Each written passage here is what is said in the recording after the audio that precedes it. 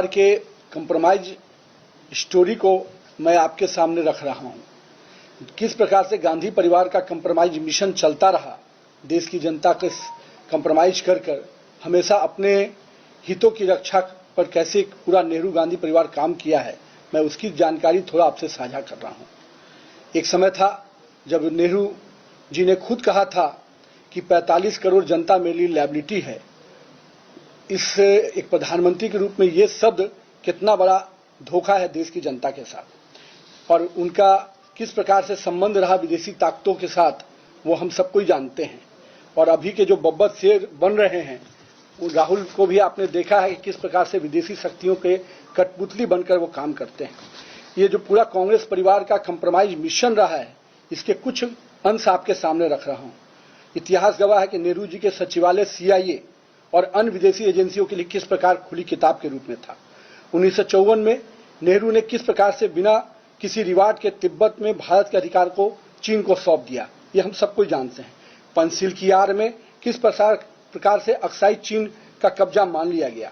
United nation security council में किस प्रकार से पत्र लिखकर चीन को स्थायी सीट देने की वकालत की गई, ये हम सब ने देखा है नेहरू का कंप्रोमाइज मिशन।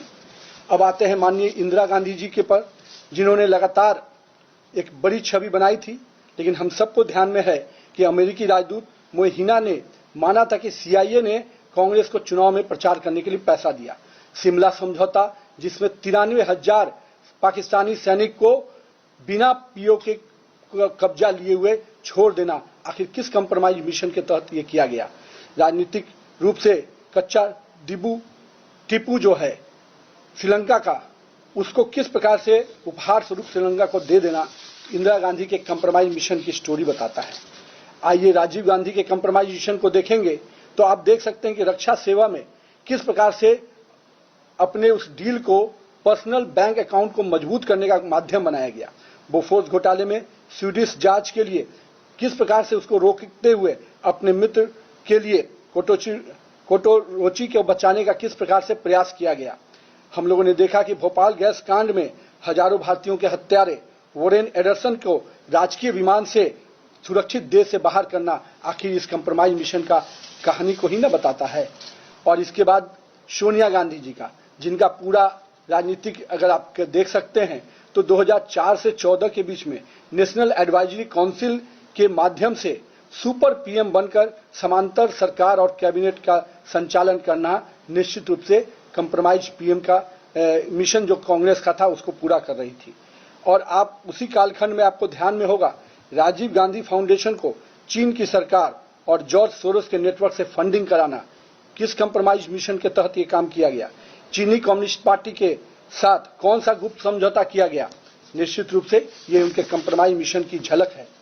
अब आते हैं जो निगेटिव पॉलिटिक्स के पोस्टर बॉय हैं, राहुल गांधी जी 247 से अधिक विदेशी यात्राएं किए, पर उनमें से अधिकांश यात्राओं को सुरक्षा एजेंसियों को उसकी जानकारी नहीं देना, आखिर किस कंप्रोमाइज मिशन के तहत हो रहा था।